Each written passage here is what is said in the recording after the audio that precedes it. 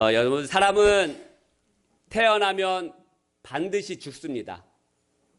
진시 황제는 영원히 죽지 않는 불로초를 얻기 위해서 한평생을 보냈다고 합니다. 하지만 불로초는커녕 50세도 살지 못하고 죽음을 맞이했습니다. 사람은 태어나면 돈이 많건 적건 똑똑하건 그렇지 않건 간에 상관없이 다 죽게 되어 있습니다. 성경에서도 강건하면 80이라고 말합니다. 지금은 의술이 좋아져가지고 더 오래 살긴 하지만 길어봐야 우리의 인생은 100세입니다. 그런데 이 죽음이 끝이 아닙니다.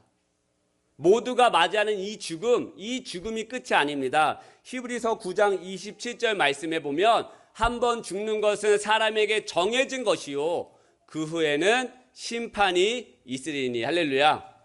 모든 사람은 반드시 죽고, 그리고 그 죽음 이외의 끝이 아니라 반드시 심판이 있겠다라고 말씀합니다. 그렇다면 여러분, 우리가 무엇으로 심판을 받습니까? 심판이 있다라고 말하는데, 하나님 앞에 서면 우리는 심판을 받는다라고 말하는데, 우리는 무엇으로 심판을 받는가? 어떠한 것으로 우리가 심판을 받고 우리가 심판을 면하게 되는가? 요한계시록 21장 20절 12절 말씀입니다. 또 내가 보니 죽은 자들이 큰 자나 작은 자나 그 보호자 앞에 서 있는데 책들이 펴 있고 또 다른 책이 펴졌으니 곧 생명책이라. 죽은 자들이 자기의 행위를 따라 책들에 기록된 대로 심판을 받으니. 할렐루야. 큰 자나 작은 자나 모두가 죽음을 맞이하고 그 죽음을 맞이한 자들이 보호자 앞에 하나님 앞에 서 있게 되는데 그 앞에 생명책이 놓여져 있다는 거예요. 그 생명책에 무엇이 기록되어 있는가? 자기의 행위를 따라 기록된 책들이 있고 그것에 따라서 우리가 심판을 받겠다라고 말씀하고 있습니다. 그런데 여러분, 우리가 살아가면서 얼마나 하나님 앞에 악을 저지릅니까? 미움, 시기, 질투, 용서하지 못함, 분노, 음란, 마음속의 살인, 하나님을 믿지 않는 것 등 얼마나 많은 우리가 죄를 저지르며 살아갑니까? 여러분, 우리 모두는 죄인입니다. 할렐루야. 죄인 아니신가 보네. 나는 의인이 다 죄인입니다. 그래서 죄의 열매가 우리 삶에서 흘러나오게 되어 있어요. 성경에서는 성령의 열매와 육신의 열매가 있다라고 말합니다. 육신의 열매, 죄의 열매는 음행과 호색과 우상숭배, 주술, 원수 맺는 것, 분쟁, 시기와 분냄, 분열, 술 취함, 방탕함 등 죄인으로 태어난 우리가 죄의 열매들, 성령 안에서 살지 않고 육신에 사로잡혀 살면 이러한 죄의 열매들이 흘러나온다라는 것입니다.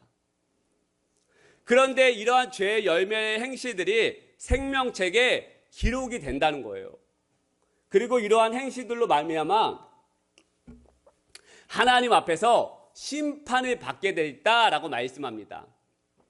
그런데 저와 여러분이 이렇게 수많은 죄악 가운데 살아갈 때 생명책에 기록된 나의 행위와 행실들을 어떻게 하면 지을 수 있는가?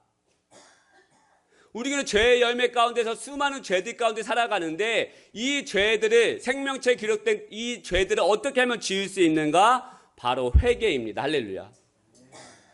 그래서 여러분, 회개는 우리에게 복이 됩니다.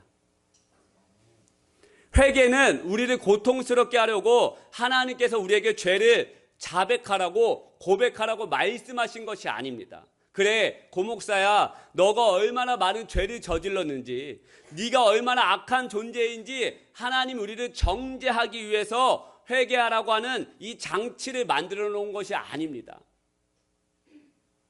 회개는 하나님의 생명책에 기록된 우리의 죄악된 행실에 대한 내용을 지우고 그 심판을 피하게 하시려고 회개를 선물로 허락하신 것입니다.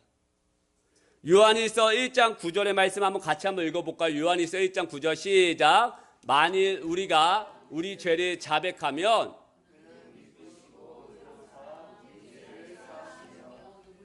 모든 무리에서 깨끗하게 하실 것이요. 할렐루야. 우리 죄를 자백하는 것이 무엇입니까? 회개. 회개하면 우리의 죄를 사하시고 우리의 모든 불의 생명책에 기록된 죄악된 행실들을 깨끗하게 하신다는 거예요. 그래서 다윗도 오늘 본문 말씀에 뭐라고 말씀하시는지 말씀하는지 아십니까? 회개하는 자는 복이 있다라고 말하는 거예요. 1절 말씀, 본문 말씀 1절 말씀, 허물의 사함을 받고 자신의 죄가 가려진 자는 복이 있도다. 할렐루야. 허물의 사함을 받고요, 자신의 죄가 가려진 자는 복이 있는 자다라고 말씀합니다. 여러분, 허물의 사함을 어떻게 받은 것입니까? 어떻게 자신의 죄가 가려진 것입니까? 회개를 통해서 받은 것입니다. 하나님 앞에 자신이 지은 죄를 고백하고 통회하면서 자신의 잘못을 주님께 정직하게 고백하는 것이 회개 아닙니까? 이러한 회개를 통해서 자신의 허물이 사라지고 자신의 지은 죄가 가려지는 자는 복된 사람이다 라고 다윗이 말씀하고 있는 것입니다. 여러분, 다윗은 회개하는 자는 복된 자다라고 말씀하는데 왜요? 생명책에서 자신의 죄가 사라지는 은혜를 경험했기 때문에 그렇습니다. 여러분, 시편 32편의 이 성경책의 위에 보면 뭐라고 나오냐면 다윗의 마스길이라고 표현하고 있습니다. 기록되어 있어요. 이 마스길은 교훈이라는 뜻입니다. 다윗의 교훈. 교훈이 뭐예요? 내가 경험한 것을 지금 너희들에게 알려주는 거다. 다윗이 경험한 거예요. 자신의 죄가 가려지고 자신의 죄가 사해지는 것이, 이것이 복된 사람이다라는 것을 지금 경험한 것입니다. 서론에서 분명하게 말씀드렸습니다. 우린 반드시 죽습니다.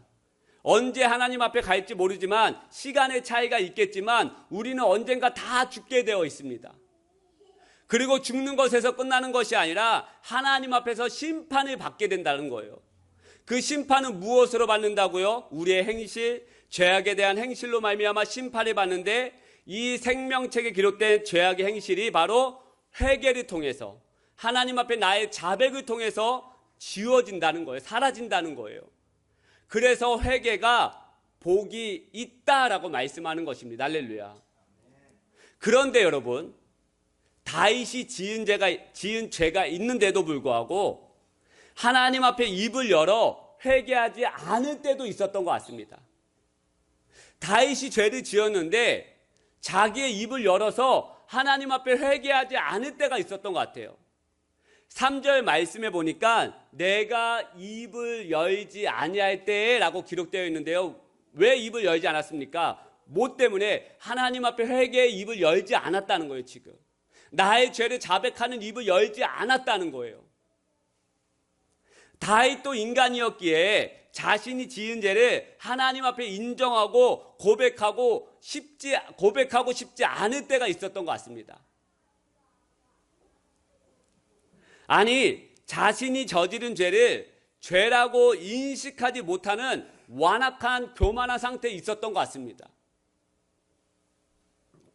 여러분, 실제로 다윗은 우리아의 아내 바세바를 범하는 엄청난 성범죄를 저지릅니다. 이 성범죄를 저지르고도 회개하지 아니했습니다. 아니, 그것이 다윗은 죄인지도 모르는 심적으로, 영적으로 완전히 강팍하고 무뎌진 그런 영적인 상태에 있었던 것 같습니다. 내가 지금 우리 아내 바세바를 범했는데도 불구하고, 한 남편의 아내를 내가 취했는데도 불구하고 그것이 죄인지도 모르는 상태에 있었던 것 같아요. 여러분, 한 여인을 범하는 죄뿐만입니까? 이 여인의 남편을 전장터 맨 앞에 세워가지고 화살바지, 칼바지로 사용합니다. 근데 여러분, 이 여인 바세바의 남편 우리아는 장군이에요. 일개조일개 병사가 아닙니다. 장군은 뒤에서 명령하고 전술을 짜고 부대를 배치하는 사람이지, 나가서 맨 앞에 앞장서서 칼을 드는 사람이 아니에요. 그런데 다윗이 편지를 쓰지 않습니까? 거기에 있는 장군에게 우리아를 맨 앞에 세워라. 왜 세웠습니까? 우리아가 싸움을 잘해서요? 아니에요. 자신이 저지른 죄를 숨기기 위해 가지고 이 여인이 취했잖아요. 이 남편을 죽이면 끝이다라고 생각해서 이 남편을 죽인 거예요. 그러니까 다윗은 살인죄를 저진 거예요. 성범죄뿐만 아니라 살인죄까지도 지은 이 다윗. 그런데도 불구하고 다윗은 이게 죄인지도 모르고 회개하지 않았다는 거예요. 그래서 하나님께서 어떻게 합니까? 나단 선지자를 다윗에게 보내지 않습니까? 나단 선지자가 다윗에게 뭐라 말합니까? 비유를 들어 말씀합니다. 한 부자에게 수많은 양과 소가 있고 한 가난한 사람에게 새끼 양 한 마리밖에 없는데 어느 날 이 부자에게 손님이 찾아와서 대접을 해야 하는데 이 부자가 자신이 수많이도 갖고 있는 양과 소를 한 마리 잡으면 되는데 그것이 아까우니까 부자가 어떻게 하는가? 이 가난한 사람이 갖고 있는 새끼 양 한 마리밖에 없는 그것을 빼앗아 가지고 그것을 잡아서 삶아서 접대했다는 거예요. 그랬더니 다윗이 그 이야기를 듣고 승질이 나가지고 화가 나가지고 당장 그 부자를 잡아오라고 내가 그 사람을 당장 죽여야겠다고 이야기하자마자 나단 선지자가 뭐라 말합니까? 그 부자가 당신입니다. 그 부자가 가난한 사람의 양 한 마리밖에 없는 뺏은 그 부자가 당신입니다 라고 얘기했더니 어떻게 돼요? 다윗이 거기서 곧바로 무릎 꿇어요. 다윗이 권력이 없었습니까? 똑같이 나단 선지자를 저 입을 방정맞게 떨고 있는 나단 선지자를 전쟁터 맨 앞에 세우면 돼요. 똑같이. 그런데 그 이야기를 듣자마자 어떻게 돼요? 곧바로 무릎 꿇어요. 회개하며 나아가기 시작합니다. 그 유명한 다윗의 회개의 고백이 어디에 나옵니까? 시편 51편 말씀 아닙니까? 주님의 많은 긍휼을 따라서 내 죄악을 지어주시고 할렐루야. 나의 죄악을 말끔하게 씻어주시고 제거하여 주옵소서. 하나님 나에게 정직한 영을 부어주시옵소서. 다윗은 이 엄청난 죄를 저질렀음에도 불구하고 회개하며 나아갈 때 하나님께서 그를 죄를 가려주시고 사해주시고 다시 일으켜주시더라는 거예요. 비록 다윗은 죄값은 치렀습니다. 하지만 하나님께서 회개한 그 다윗에게 다시 한번 기회와 용서의 축복을 허락하시더라는 거예요. 그래서 다윗은 이 회개가 복이라는 것을 깨닫게 된 것입니다. 할렐루야. 여러분 이렇게 다윗이 회개하지 못할 때 하나님이 다윗을 어떻게 하셨는지 아십니까? 3절 4절 말씀 제가 한번 읽어보겠습니다. 내가 입을 열지 아니할 때 회개하지 아니할 때 종일 신음함으로 내 뼈가 쇠하였도다. 주의 손이 주야로 나를 누르시오니 내 진액이 빠져서 여름 가뭄의 마름같이 되었나이다. 셀라. 여러분 회개하지 아니할 때 하나님이 다윗을 짓누른 거예요. 왜? 고통스럽게 하려고 아니라 너 회개해야 돼. 너 그래야 너 심판을 면할 수 있어. 하나님이 그 다윗을 고통스럽게 하신 건 고통을 주시려고 하신 거 아니라 복된 사람으로 이끌어가기 위해서 하나님이 억지로 다윗을 눌렀다는 거예요. 여러분 얼마 전에 기사에 보니까 엄마가 아이를 갖고 왔는데 여기에 뭐가 걸렸어요. 그래서 어린이집으로 뛰어들어가서 그 원장님이 이렇게 해가지고 탁 튀어나가지고 살려주었다는 기사 보셨습니까? 저는 이 말씀인데 그게 생각이 나는 거예요. 다윗의 이 죄를 입을 열지 않으니까 다윗이 정말 이 멸망의 길로 가니까 하나님이 다윗을 때리신 거예요. 누르신 거예요. 왜? 토해내라고. 할렐루야. 토해내라고.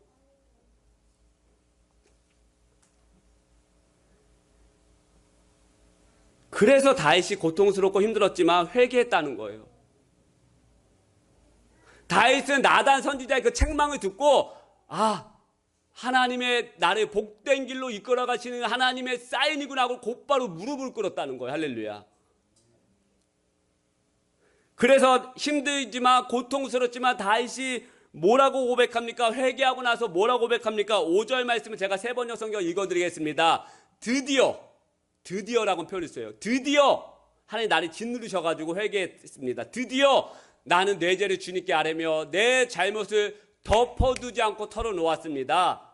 내가 주님께 내 허물을 고백합니다 하였더니 주께서는 나의 죄를 기꺼이 용서하셨습니다. 셀라 할렐루야.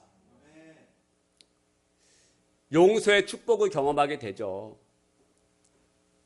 저 또한 다윗처럼 죄 가운데 있었지만 그것이 죄악 가운데 있는지도 모르고 살아갈 때가 저도 있었습니다. 한번 예전에 나눴던 제 간증인데요. 제가 군대 입대하고 모두가 또 군대 이야기야 목사님 또 군대 이야기하신다 귀 막자 이렇게 이해하지 마시고 좀 잘 들어주시면 감사하겠습니다. 제가 군대 입대하고 쉽지 않은 시간을 보냈습니다. 특별히 제가 힘들었던 부분은 뭐였냐면 제가 일종개헌이었는데 일종개헌이 뭐냐 부대가 한 300명 됐거든요. 저희 부대. 그러니까 300명이 먹을 쌀과 부식, 간식 이런 것 관리하는 그러니까 행정개헌이었어요. 그러니까 쌀이 몇 포대가 있는지 몇 포대가 나갔는지 골뱅이 무침이 몇 포대가 얼마나 나갔는지 아침마다 뭐 부식 쓰렁이 오고 관리하고 창고 관리하는 그런 행정개헌이었어요. 그러니까 저희 사무실에 누구누구 있었냐면 행정병들, 인사개헌, 유류개헌, 군수개헌, 뭐 일종개헌 뭐 이렇게 쭉 있었는데 거기에 사무실에 대빵이 누구였느냐? 군생활 30년 한 원사였어요. 원사분이 교회 저희 사당교회 안수 지사님이셨는데 제가 저희 프로필 다 볼 거 아닙니까? 신학생인 거 알고 저를 훈련시키겠다 하시면서 좀 바르게 훈련시키면 좋겠는데 좀 저를 아주 짓눌렀어요. 어떻게 짓눌렀냐면 아침 9시부터 아침 출근하면 5시까지 저를 무릎을 꿇게 했어요. 제가 하나님보다 앞에 무릎 꿇을 시간보다 그분 앞에 무릎 꿇을 시간이 더 많을 정도로 좀 무릎을 꿇어. 그러니까 제 일을 하나도 못해. 그러니까 뭐 점호를 끝나고 마치고 와서 밤새도 제 일하다가 또 잠을 잠깐 자면 불침번을 시켜가지고 나를 깨워. 새벽 4시에 내려오라 그래. 갑자기 엎드려 뻗쳐 하라 그래. 그러니까 이런 생활을 제가 10개월을 한 거예요. 그러니까 막 정신적으로 멘탈적으로 제가 완전히 나간 거죠. 그런데 어느 날 이렇게 그분한테 시달림을 받다가 내무반에 올라갔는데 갑자기 제게 욕이 막 날라오기 시작하면서 물건이 저한테 막 날라오기 시작하는 거예요. 알고 봤더니 제 맞선님이 화가 엄청 나 있는 거예요. 맞선님이. 네가 후임 교육을 똑바로 안 시켰다는 거예요. 네가. 뭔가 무슨 상황인가 뭐 어안이 벙벙하게 봤더니 저희들 군인들은 이렇게 딱 그때 겨울이었는데 야상 같은 거를 오면 관물대 잘 걸어놓고 각도 쫙 잡고 신발도 잘 정리하고 해야 되는데 후임들이 2개월 전에 6명, 7명 제 밑에 쫙 들어왔거든요. 근데 이 친구들이 막 정신이 없다 보니까 이제 저녁 시간이었는데 선임들 식판, 선임들 먹을 뭐 숟가락 반찬 이런 거 다 미리 세팅해놔야 되는데 얘네들이 그거를 놓쳤나 보지 막 후다닥 뛰어간다고 그 야상을 안 걸고 나간 거예요. 야상은 이제 뭐 이런 외투예요. 그러니까 저렇게 그냥 이런 가물대가 아니라 이런 평상에 막 놓여져 있으니까 승진아가 네가 수능교육 똑바로 안 시켰다 하는데 제가 거기서 이성을 잃어버렸어요. 제가 그 얘기 듣자마자 후다닥 뛰어가가지고 식당에 있는 후임들한테 밥 먹고 이따 집합해 제가 한 거예요. 건조장에. 그다음에 그때 빨래 이제 비닐하우스가 부대마다 다 있습니다. 그래서 다 빨래 걸어놓고. 그래가지고 밤 8시에 집합을 일렬로 쫙 세워놓고 제가 딱 쓰자마자 욕을 했습니다. 욕을 막 하면서 똑바로 안 하냐라고 하는 찰나에 비닐하우스 문을 열고 간부 2명이 걸어 들어오는 거예요. 한마디로 제가 딱 걸린 거죠. 여러분 그 시간이면은 당직사관 부대를 이게 밤새도록 지키는 당직사관님 빼고는 모든 간부는 퇴근을 해야 돼요. 근데 그날부터 무슨 기간이었냐? 부대 군기 집중 강한이라고 해가지고 부대 안에 병사간에 부조리가 있는지 구타가 있는지 확인하는 일주 동안 기간이었는데 딱 첫날에 이 간부 2명이 퇴근하지 않고 부대 순찰을 돌고 있는데 제가 딱 걸린 거죠. 그래가지고 막 진술서 쓰고 영창 15일, 영창은 15일입니다. 예, 제일 길어요. 그랬더니 저희 부대 대빵 소령이 중령인지 소령인지 불러가지고 이준아 나는 네가 착한 거 안다. 그런데 어쩔 수 없다. 네가 시범적으로 갔다 와야 되겠다 해가지고 일주일을 빼주고 제가 8일을 영창을 갔다 왔어요. 그래서 갔다 왔습니다. 갔다 와서 8일 만에 부대 왔더니 저한테 선임들이 두부를 주더라고요. 좀 비참하더라고요. 이거 영화에서 보던 장면이 내가 두부를 이거 먹고 있어야 되나? 그래서 선임들 주니까 먹었죠. 그리고 며칠 뒤에 제가 휴가를 받아서 집에 갔는데, 집에 갔더니 저희 모교에, 가보신 분은 알겠지만 저 모교에 부흥회를 한다는 거예요. 근데 부흥회를 했는데 그날 거의 좀 제가 제대한 지 딱 20년 됐습니다. 제가 5월 15일에 제대했으니까 이제 이번 달이네. 갔더니 그날 부흥회를 하는데 그 목사님의 설교가 생각 안 나요. 20 몇 년 전 얘기인데 생각이 안 나는데 제목은 아직도 기억이 나요. 그날 설교의 제목이 빛과 어둠이었어요. 그러나서 말씀이 끝나고 합심 기도하는 시간에 성령님께서 제 마음을 녹화하기 시작하는 거예요. 그리고 성령님의 내적 음성이 저에게 말씀하시기 시작하는 거예요. 뭐라고 말씀하셨냐면, 이준아, 나는 너를 빛의 군사로 군대에 보냈는데 너는 왜 빛의 군사가 아니라 어둠의 자녀처럼 행하고 있니? 라고 하는 그 음성이 끝나자마자 군 생활했던 1년 동안 군 생활했던 모든 장면들이 파노라마처럼 다 지나가는 거예요. 보여주시기 시작하는데 하나님이 저에게 어떤 장면을 보여주시냐? 제가 그 원사를 향해서 죽이겠다라고 하는 마음속에 살인의 마음을 보여주시는 거예요. 제가 날마다 그분 앞에 무릎 꿇으면서 어떤 마음을 가졌는지 아십니까? 내가 너 당장 죽인다. 내가 지금 못 죽이더라도 내가 제대하면 너 찾아와서 내가 너 가만히 안 두겠다.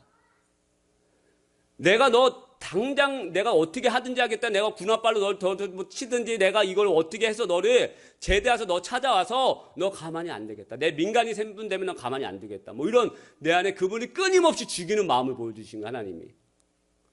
그리고 또 하나의 장면을 보여주시는데 제가 후임들에 향하여 부정한 입술, 욕을 하고 욕을 짓거리고 음란을 일쌌던 제 입술의 마음을 이런 부정함을 보여주기 시작하는 거예요.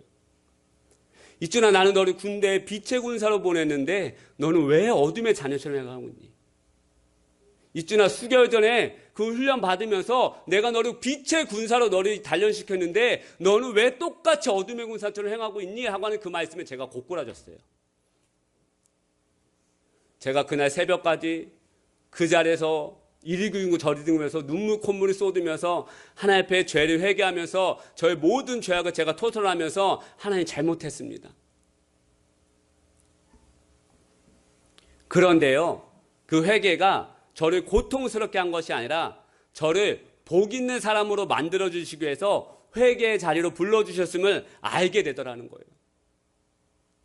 그 회개 사건 후에 제가 부대에 복귀했더니 정말 놀랐습니다. 모든 것이 바뀌어 있었어요.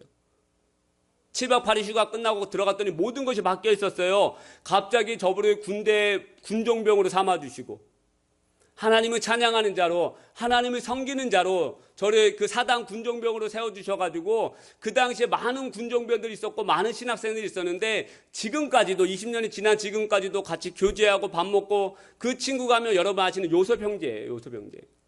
저번 주에도 만나서 양주 옥정에서 낙지덮밥 먹으면서 또 군대 이야기하면서 넌 어떻게 지내고 있니? 아이는 몇 살이니? 뭐 어떻게 저희 그 아이가 돌이 안 됐다는 것에 놀랐어요. 전 돌이 지난 줄 알았는데 뭐 이렇게 하면서 지금도 다른 친구가 작년에 오랜만에 또 연락당 군대 친구가 그 우리 교회 우리 한국 교회에서 제일 큰 역사가 있는 영락교회 부교육자인데 그 한 교구만 해도 한 몇천 명 된다고 합니다. 그 교구의 담당 목사가 제 이야기를 듣고 어떤 분이 또 목사님에게 헌금하고 싶다고 또 저의 뭐 계좌번호도 물어보고 이렇게 군대에 있는 모든 그 신학생들이 그 정말 복된 자로 지금도 교제하고 있고 그 회개의 자리는 저를 고통스럽게 하는 것이 아니라 복된 사람으로 이끌어 주시기 위해서 저를 그렇게 만드셨구나. 지금도 여러분 성경에 보면 회개의 아이콘이 나오죠. 바로 베드로 아닙니까? 베드로가 예수님을 부인했습니다. 철저하게 예수님을 저주하면서까지 예수님 모른다고 부인했어요. 그런데 어떻게 합니까? 베드로가 회개합니다. 같이 한번 읽어볼까요? 시작. 이에 베드로가 부인하리라 하심이 생각나서 밖에 나가서 심히 통곡하니라. 할렐루야. 십자가의 그 무서운 형벌 앞에서 도망가 버려요. 이게 뭐 우리의 모습과 똑같지 않습니까? 나는 모두가 주님을 버려도 나는 버리지 않겠습니다. 호언장담했던 우리의 입술. 그런데 똑같이 세상과 똑같이 살아가는 우리의 삶. 그런데 베드로가 어떻게 합니까? 닭이 3번 오니까 예수님이 아니다 너는 나를 버릴 것이다 라고 했던 그 말씀이 생각이 나가지고 어떻게 나가서 심히 통곡합니다. 회개하자. 하나님 잘못했습니다. 그런데 유다는 어떻게 됩니까? 은 30냥에 예수를 팔아버린 그 유다는 그냥 스스로 목매어서 죽음을 맞이하게 됩니다. 여러분, 하나님 앞에 보면 똑같은 죄예요. 예수님을 버린 죄나 예수님을 부인했던 죄나 예수님을 팔아버렸던 죄나 하나님의 입장에서 보면 똑같은 죄예요. 근데 누구는 회개하고 누구는 스스로 목숨을 끊고 회개의 자리로 나아간 그 베드로는 하나님이 어떻게 하십니까? 다시 한번 사명의 자리로, 할렐루야, 다시 한번 기회의 복을 허락하신다는 거예요. 내 양을 먹이라. 부활하시고 예수님이 누구 찾아갑니까? 여러분, 베드로 찾아가는 거예요. 정죄하기 위해서? 혼내기 위해서? 그래, 잘됐다. 아니에요. 숯불과 조반의 생선을 먹이시고 사명을 다시 부여하시잖아요. 우리 어저께 집사님 잠깐 사진 보는데 예수님이 그 조반에서 그 고기를 구웠다 하는 그 터도 우리 집사님 보여주시는 다음 주에 아마 보고 때 그 장면이 나올 텐데, 여러분, 다시 한번 내 양을 먹이라, 내 양을 치라, 내 양을 치라. 예수님께서 회개했던 그 베드로에게 다시 한번 용서의 기회, 할렐루야, 복의 자리로 이끌어 가시지 않습니까? 이제 말씀 매듭 짓겠습니다. 저는 지난 주 중에 느헤미야의 말씀을 가지고 묵상을 보내드렸습니다. 보시고 계시죠? 그냥 폐기해버립니까? 왔다 폭파 꾹 눌러가지고 삭제 이렇게 눌러버립니까? 네, 제발 그렇게 하지 마시고 한 번만 읽어보시고. 예. 여러분, 느헤미야는 성벽 재건을 이뤄낼 뿐만 아니라 제가 말씀드렸죠. 무너진 신앙의 개혁을 일으켜요. 그런데 그들의 신앙의 개혁의 첫걸음이 무엇인지 아십니까? 회개였어요. 회개.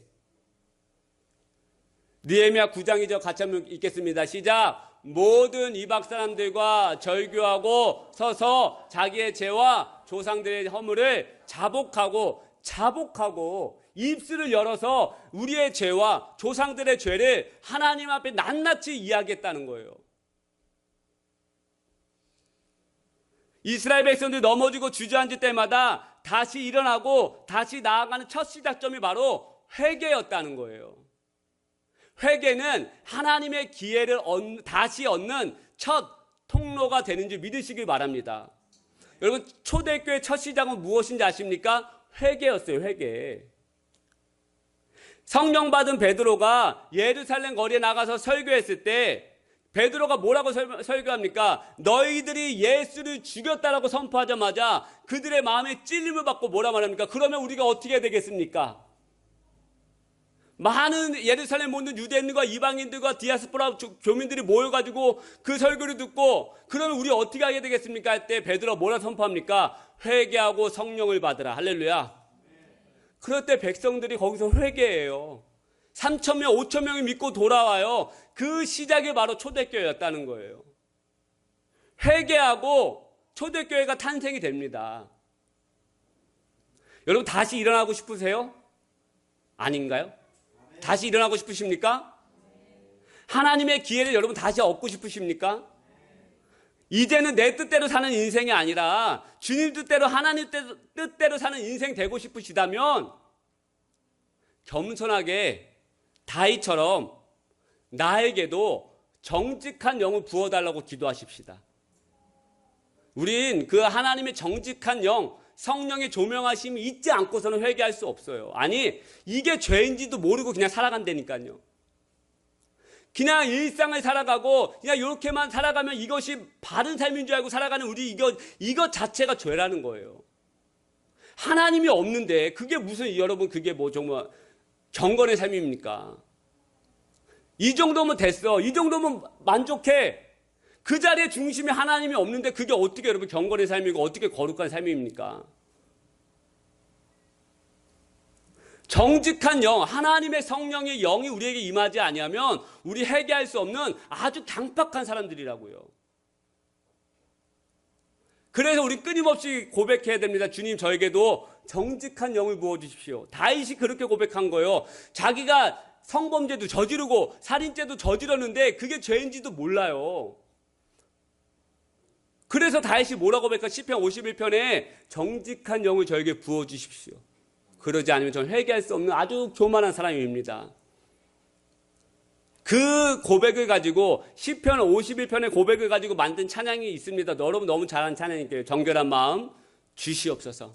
할렐루야. 우리 이 찬양을 믿음으로 한번 고백하고 같이 기도하며 나아가겠습니다. 함께 눈을 감고 한번 이 시간 이렇게 기도합니다. 하나님, 나에게도 정직한 영을 부어주시옵소서. 하나님 앞에 내가 입을 열어 회개할 수 있는 정직한 영을 부어주시옵소서. 내가 입을 열어 하나님 앞에 자백하며 나아갈 수 있는 하나님의 놀라운 은혜를 나에게 부어달라고 우리 시간 함께 하나님 앞에 합심하여 기도하며 나아가겠습니다. 기도하십시다. 하나님 아버지, 오늘의 아침에 정직한 영을 우리에게 부어주시옵소서. 하나님, 정결한 마음과 거룩한 마음을 우리에게 부어주셔서 하나님 앞에 다시 한번 회개하며 자복하며 나아갈 수 있는 우리 사랑하는 우리 모든 심령과 자녀들 되게 하여 주시옵소서. 하나님, 주님의 성령 우리에게 거두지 말아 주시옵소서. 아바 아버지의 영을 우리에게 거두지 말아 주시옵소서. 하나님, 우리가 죄를 자복함으로 말미암아 하나님 앞에 생명책에 기록된 우리의 모든 죄악들을 씻어주시고 가려주시고 사하여 주시옵소서. 오늘 이 아침에 우리에게 정직한 영을 부어주시옵소서. 우리의 마음을 새롭게 하셔서 하나님의 구원의 기쁨을 회복하게 하여 주시고 하나님의 사랑 우리에게 회복시켜 주시옵소서. 하나님, 우리에게 더욱더 충만한 내 공동체 되게 도와주시옵소서. 우리 마지막으로 다시 한번 기도하십시다. 우리 마음의 아픈 자, 두려운 자, 또 육신의 질병에 있는 자, 아픈 곳에 손을 얹고 한번 믿음으로 기도하십시다. 주님께서 손을 얹은 나음을 입었다고 말씀하셨고, 주님께서 채찍에 맞음으로 말미암아 우리가 나음을 입었다라고 말씀하였고, 믿음의 기도와 의인의 간구는 병든 자를 치유한다라고 말씀하셨는데, 하나님, 내가 그 말씀을 믿음으로 믿고 기도하오니 주여 우리를 치유하여 주옵소서. 우리에게 하나님의 은혜를 더욱더 부어달라고 우리 같이 치유와 회복의 기도를 올려드리고 제가 기도하고 마치도록 하겠습니다. 기도하십시다. 하나님, 우리를 치유하여 주시옵소서.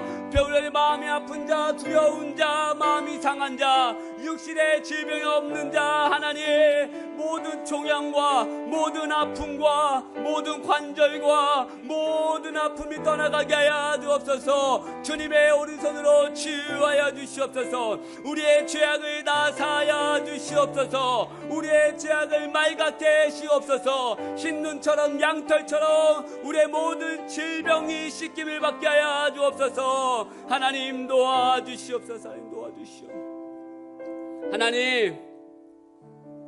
하나님의 사랑으로 말미암아 우리가 이 시간 예배를 드리며 나아갈 수 있었습니다. 마음이 상한 자, 마음이 두려운 자, 육신의 질병이 당한 자, 하나님, 오늘 이 아침에 치유받게 하여 주옵소서. 또 죄악으로 말미암아 나의 심령이 신음하는 자, 그 죄악을 하나님 앞에 정직하게 고백하며 자복하며 나아갈 수 있는 회개의 영을 우리에게 부어주시옵소서. 하나님 없이 살아갔던 죄, 하나님 없어도 된다라고 했던 나의 교만한 죄, 음란했으며 방탕했으며 술 취했으며 호색과 주술과 모든 우상을 섬겼던 나의 죄를 하나님 이 시간 용서하여 주옵소서. 성령님, 정직한 영이 우리에게 부어지지 않고서는 우리 회개할 수 없는 아주 향팍한 심령이 있습니다. 주여, 초대교회가 생겨났던 것처럼, 느헤미야의 성벽이 재건되었던 것처럼 우리도 회개하여 역사를 이루어내게 하여 주옵소서. 1907년 그 100년 전에 이 땅에 놀라운 붕이 있었을 때 회개의 첫 시작이었던 것처럼 하나님, 우리도 회개하며 나아가는 공동체 되게 하여 주옵소서. 회개하는 우리의 가정과 내 심령이 되게 하여 주옵소서. 하나님 앞에 숨기지 못할 것이 하나도 없다라고 말씀하셨는데 하나님 앞에 모든 죄악을 고백하며 낱낱이 자복하며 나아가는 우리의 겸손한 신앙이 되게 하여 주옵소서. 또 2주 동안 성주순에 다녀온 우리 사랑하는 김주일사님, 그 예수님의 마음을 품고 돌아왔으니 그 마음을 품고 하나님의 은혜를 더욱더 풍성하게 살아가게 하여 주옵소서. 또 하나님, 옥상 지붕 공사가 또 이루어질 텐데 하나님, 정말 하나님의 은혜로 시작부터 끝까지 주님께서 주관하여 주시옵소서. 사랑하는 우리 회복교회 모든 공동체, 모든 자녀들, 특별히 다음 세대들이 하나님의 진리 안에서 살아가게 하여 주옵소서. 그것을 위해서 기도하는 우리 어른 세대가 되게 하여 주옵소서. 그것을 믿음으로 축복하며 나아가는 우리들이 되게 하여 주옵소서. 사랑하는 우리 박정래 성도님, 하나님의 사랑으로 이 회복교회에 인도하셨사오니 붙잡아 주시고 강건케 하여 주시고 모든 두려움을 사라지게 하여 주시고 하나님의 믿음으로 말미암아 평생 끝까지 나아가게 하여 주옵소서. 이제는 우리 주 예수 그리스도의 은혜와 하나님 아버지의 담없는 사랑과 성령님의 가망함도 충만하심 은혜가 이 예배를 드리고 돌아가는 모든 심령들, 모든 백성들, 특별히 다음 세대들 가운데 정직한 영을 부어주셔서 날마다 하나님 앞에 회개하며 자복하며 나아가는 모든 심령 되기를 간절히 축원하옵나이다. 아멘. 오 주님,